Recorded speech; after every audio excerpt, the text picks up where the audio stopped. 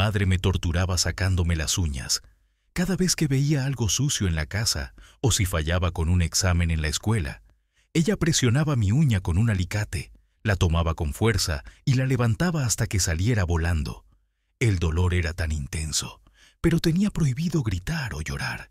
Eso solo hacía que me arrancara otra. Cuando se acaban las de mi mano, tomaba las uñas de mis pies. A veces ni siquiera dejaba que volvieran a crecer, lo que duplicaba el dolor. Yo tenía una hermana menor. A ella nunca le decían nada. Tampoco tenía que ayudar en casa y sus notas eran promedio. A ella no la torturaba, más bien pasaba todo el día llenándola de amor y afecto, lo que no solo era injusto para mí, sino que también molesto, pues a cada rato tenía que soportar las desesperantes comparaciones. ¿Por qué no eres como tu hermana? Si fueras como ella no te pasarían estas cosas. Mira qué linda se ve con su vestido, no como tú, que no sirves para nada. Las odio, odio a mi madre y a mi hermana. Un martes 17 de junio intenté escapar. No llevé mochila ni comida, pero me daba igual. Lo único que me importaba era salir de ese infierno.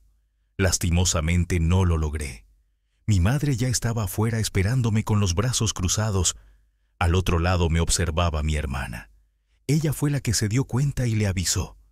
Mi mamá me tomó por el brazo. Lo hizo con mucha fuerza. Me arrastró de regreso hasta la habitación, la que ella le gustaba llamar cuarto de castigo. Allí me amarró a la silla y buscó su alicate. No creas que te voy a dejar escapar tan fácil. Si quieres irte lo harás, pero antes pagarás por todo, dijo antes de presionar y jalar, separando la uña de mi dedo índice. Como siempre, ahogué mi grito mordiéndome la lengua. Busqué a mi hermana con la mirada. Ella siempre le encantaba estar presente mientras mi mamá me torturaba, pero esta vez no la encontré por ningún lado. ¿Crees que te puedes ir como si nada? ¿Qué pensabas? ¿Irte a trabajar? ¡Ja! Como si alguien contratará a una niña inútil que ni siquiera puede hacer la más simple de las tareas bien. Otra uña salió volando. Sentía cómo me palpitaba la mano entera y la tibia sangre se deslizaba entre mis dedos. Lágrimas bajaron de mi rostro en contra de mi voluntad. Me aterraba que se diera cuenta, pues sabía que se volvería peor. Y aún así consiguieras empleo, ¿quién crees que te dio esa posibilidad? Tú saliste de mí y por ende todo lo que hagas es de mi prioridad. Si trabajas, el dinero es mío. Tan sencillo como eso. Ella colocó el alicate en mi dedo anular y jaló con fuerza, pero la uña no salió. Volvió a jalar y como si estuviera pegada a mi hueso, no se terminaba de salir. Siempre parecía estar enterrada más y más profundo, mostrando también una extraña masa blanca y viscosa que lo mantenía todo unido. ¿Pero qué demonios es esto?, dijo antes de aplicar más fuerza. Una mezcla de la masa blanca y pus siguieron saliendo. Sentí un leve cosquilleo en el brazo, que fue bajando hasta llegar a mis dedos. Entonces, desde la abertura que había dejado la herida que ella hacía con el alicate, salió una lombriz enorme. Se enrolló en la mano de mi madre con mucha fuerza. Ella gritaba mientras intentaba soltarse, al mismo tiempo que otras lombrices y gusanos emergían y subían por su cuerpo. Uno de ellos se enrolló en su cuello y la estrangulaba. Los demás entraron en su piel y se comían su carne. Algunos llegaron hasta sus ojos y se enterraban dentro, vaciándolos en una escena horripilante. Cuando mi madre cayó inerte al suelo, vi a mi hermana entrando a la habitación llorando. En su mano tenía un libro negro. Era bastante extraño y decía: Manual de hechicería demoníaca. «Ya está listo, hermana», dijo entre sollozos. «Ya logré deshacernos de mamá. No tienes por qué correr. Ya nadie te hará daño. Por eso no te dejé escapar. La que tenía que irse era ella. Perdóname por tardar tanto. Te amo».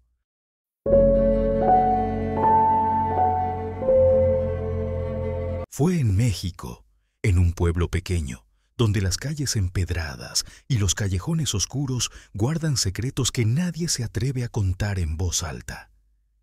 Esa noche 3 amigas decidieron escaparse a un baile en el centro del pueblo. Las risas, la música y el ambiente festivo las envolvieron, haciéndoles olvidar las advertencias de sus padres sobre andar solas en la oscuridad. Eran cerca de las 2 de la madrugada cuando decidieron regresar a casa. Tomaron el camino más corto, una vereda que cruzaba los límites del pueblo. Mientras caminaban, el silencio de la noche se hizo denso, como si la tierra misma estuviera conteniendo la respiración. Fue entonces cuando lo escucharon, el sonido de cascos golpeando el suelo. Al voltear, lo vieron. Un jinete montado en un caballo negro, más grande de lo normal, con los ojos rojos como brasas encendidas. Las crines del caballo parecían lenguas de fuego, y cada resoplido que soltaba llenaba el aire con un hedor a azufre. El jinete estaba cubierto por una capa oscura que ondeaba sin viento, y su rostro, aunque parcialmente cubierto, dejaba entrever una calavera pálida con una sonrisa torcida. «¡Es el chamuco!», gritó una de las chicas, paralizada por el terror. Sin pensarlo, comenzaron a correr. El jinete las seguía de cerca, el sonido de los cascos resonando como un tambor que marcaba el paso de la muerte. Las chicas, en su desesperación, se metieron entre los callejones, separándose en diferentes direcciones. Lo que ocurrió después es lo que hace que esta historia sea tan espeluznante. Cada una de las chicas asegura que el jinete las siguió, como si se hubiera dividido en 3. Mariana, una de ellas, corrió hacia un callejón sin salida. Al voltear, vio al jinete frente a ella, su caballo encabritándose, dejando marcas quemadas en el suelo con cada pisada. Tuvo que saltar por una barda para poder escapar. Lorena, por su parte, juró que el jinete apareció a su lado mientras corría. Podía escuchar su risa, baja y escalofriante, mientras el caballo la seguía sin esfuerzo. Y Andrea, la última, aseguró que el jinete no solo la persiguió, sino que le habló con una voz grave y retumbante. «No puedes huir de mí». De alguna manera, las 3 lograron llegar a la casa de Andrea. Entraron temblando, cerraron la puerta con llave y se abrazaron mientras trataban de explicar lo que habían vivido. Cuando contaron que el jinete parecía haberse dividido para seguirlas, la abuela de Andrea, que escuchaba en silencio, les dijo: «Ese no era un hombre, era el chamuco, y ustedes lo atrajeron por andar donde no debían». Esa noche no pudieron dormir. Afuera, el sonido de los cascos resonaba ocasionalmente, como si el jinete todavía estuviera buscándolas. A la mañana siguiente, al salir, encontraron marcas quemadas en el suelo frente a la casa. Nunca volvieron a salir solas de noche, y cada fin de año, cuando el viento trae susurros, recuerdan al jinete negro que casi las llevó con él. Por darme este espacio. Espero que quienes lean esto piensen 2 veces antes de andar solos por los callejones en la oscuridad.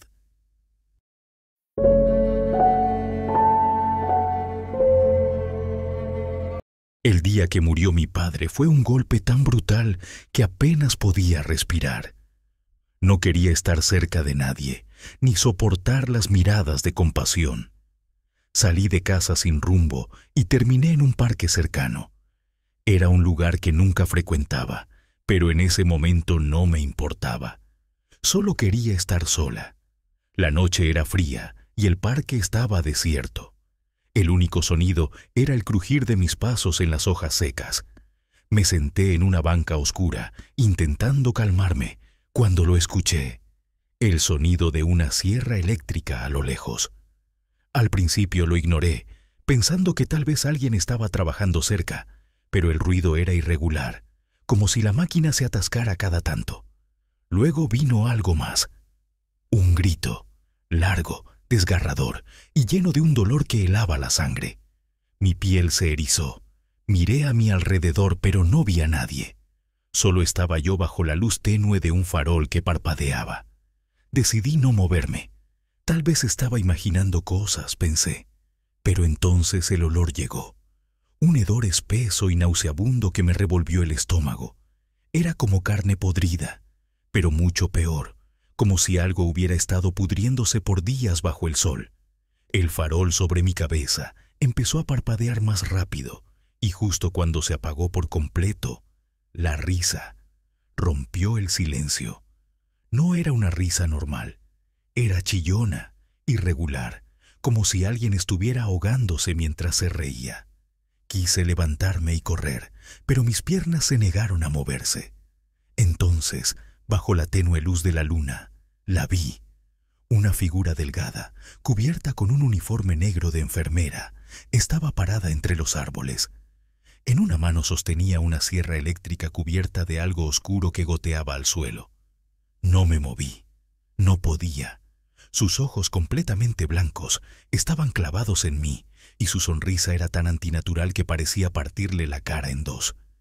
«¿Estás herida?», preguntó con una voz suave pero quebrada, como si alguien hubiera grabado su voz y la hubiera distorsionado. Dio un paso hacia mí, y con cada paso el olor se hacía más insoportable. Me levanté de golpe y corrí, sin mirar atrás. El sonido de la sierra comenzó de nuevo, y los gritos regresaron, pero esta vez estaban más cerca, como si salieran directamente de los árboles a mi alrededor. Cuando finalmente llegué a casa, cerré todas las puertas y ventanas. No podía dejar de temblar. No se lo conté a nadie. ¿Quién me creería? Una semana después, el vecindario despertó con la noticia de la desaparición de un médico. Era conocido por vender medicamentos caducados a sus pacientes, muchos de los cuales habían muerto por su negligencia. Lo que encontraron fue lo más perturbador: su brazo amputado, con la piel marcada como si hubiera sido firmada con una sierra, y un pedazo de uniforme de enfermera negra enredado en sus dedos. Desde entonces, no puedo dormir tranquila. Cada vez que cierro los ojos, veo esa sonrisa y escucho esa risa quebrada. Si Ann Nurse es real, no lo sé, pero algo me dice que no fui la única que la vio esa noche, y que pronto volverá a buscar a alguien más.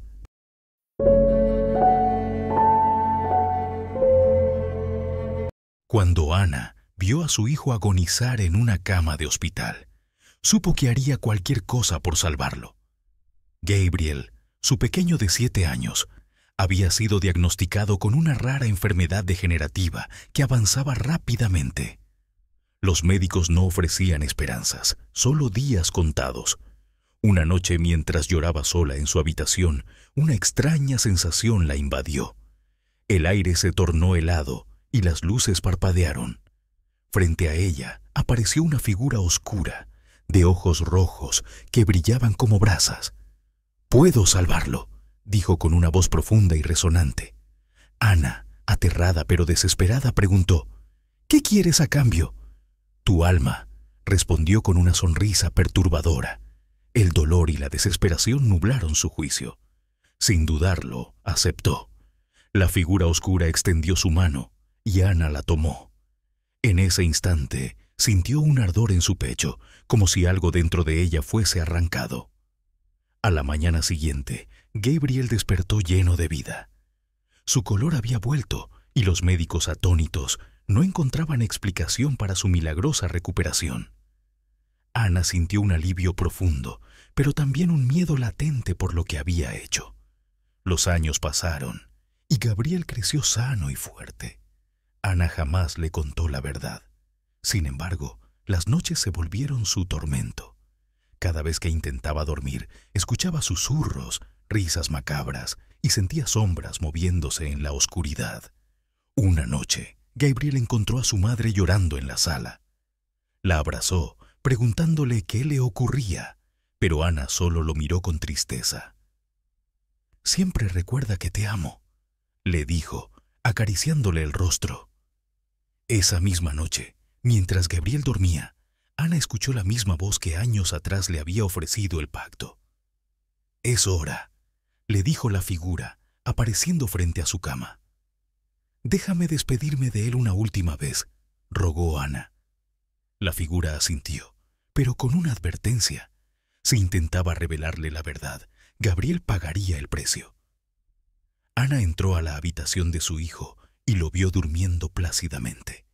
Se acercó Lo besó en la frente y susurró: «Vive feliz, hijo.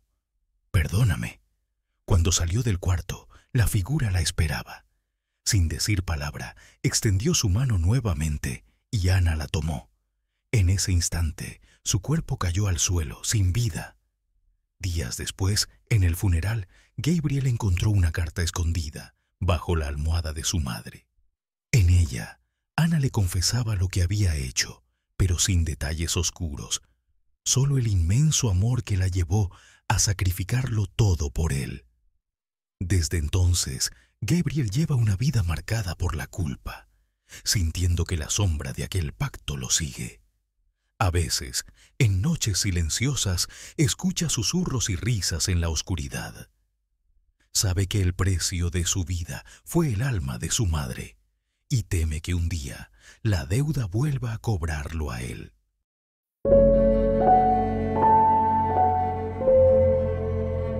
Cada noche, Pedro se sentaba en su cama, incapaz de dormir. Desde que se mudó a la antigua casa de su abuela, había comenzado a escuchar risas infantiles que resonaban en la oscuridad. Al principio, pensó que eran solo ecos de su imaginación, pero la risa se volvía más clara y más inquietante con cada noche que pasaba. «¿Quién está ahí?», Zrenia preguntaba en voz alta, pero solo el silencio le respondía. Una noche, la risa se volvió más fuerte, como si los niños estuvieran jugando justo fuera de su ventana. Pedro, impulsado por la curiosidad y el miedo, decidió levantarse y asomarse. Al mirar hacia afuera, vio sombras danzando en el jardín, figuras pequeñas que se movían con alegría. «¿Qué están haciendo?», se preguntó, sintiendo un escalofrío recorrer su espalda. Sin poder resistir la tentación, salió al jardín. La luna iluminaba el lugar y las sombras parecían cobrar vida. «Ven a jugar con nosotros», Zrenia, gritaron los niños, sus voces llenas de alegría. Pedro sintió una mezcla de emoción y temor. «¿Quiénes son ustedes?», Component Placement preguntó, pero los niños solo rieron, una risa que resonaba en la noche. «Estamos aquí para divertirnos», dijeron, y Pedro sintió que algo en su interior lo atraía hacia ellos. «No tengo miedo», murmuró, y se unió a ellos en el juego. Corrieron por el jardín, riendo y saltando, pero a medida que avanzaba la noche, la risa se volvió más oscura, más siniestra. De repente, las sombras comenzaron a cambiar. Los rostros de los niños se distorsionaron y sus risas se convirtieron en gritos. «¡Ayúdanos!», Zrenia, clamaron, y Pedro sintió que el terror lo invadía.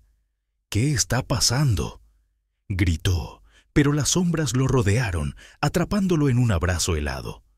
«Nosotros somos los olvidados», dijeron las voces, ahora llenas de desesperación. «No podemos escapar de este lugar». Pedro sintió que su corazón latía con fuerza.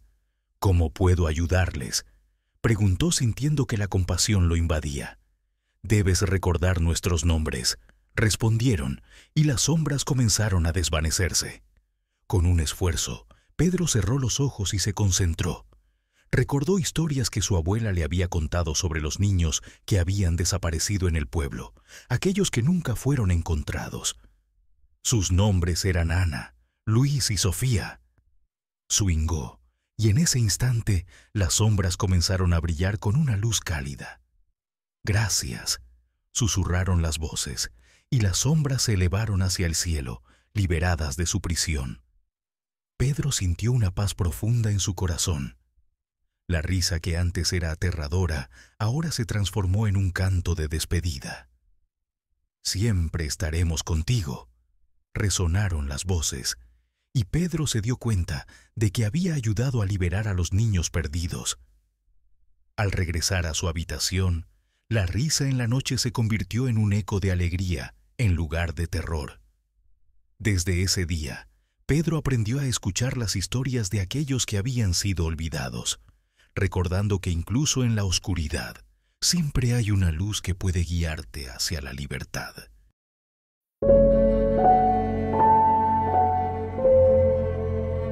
«Mamá, ¿tú no tienes hambre?», preguntó Bruno. No, cariño, come tú, yo comeré luego, respondió Alara, viendo a su hijo comer el último trozo de pan que había en casa, mientras sentía el vacío del estómago revolviéndose. No recordaba la última vez que había probado bocado. Lo poco que conseguían era para Bruno. En la última semana, nadie en el pueblo les había tendido una mano. Era la maldición de ser una madre soltera en un pueblo pequeño. La casa, construida de madera, ya no contaba con paredes interiores. Alara las había ido arrancando para calentarse cuando la leña se había agotado y no ofrecía más que una débil protección contra el invierno.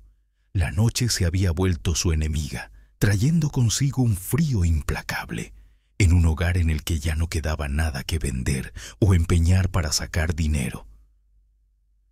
«Ven, Bruno, vamos a la cama», dijo Alara, envolviendo a su hijo con todas las mantas que les quedaban y metiéndose junto a él. Sus cuerpos se acurrucaban en busca de calor.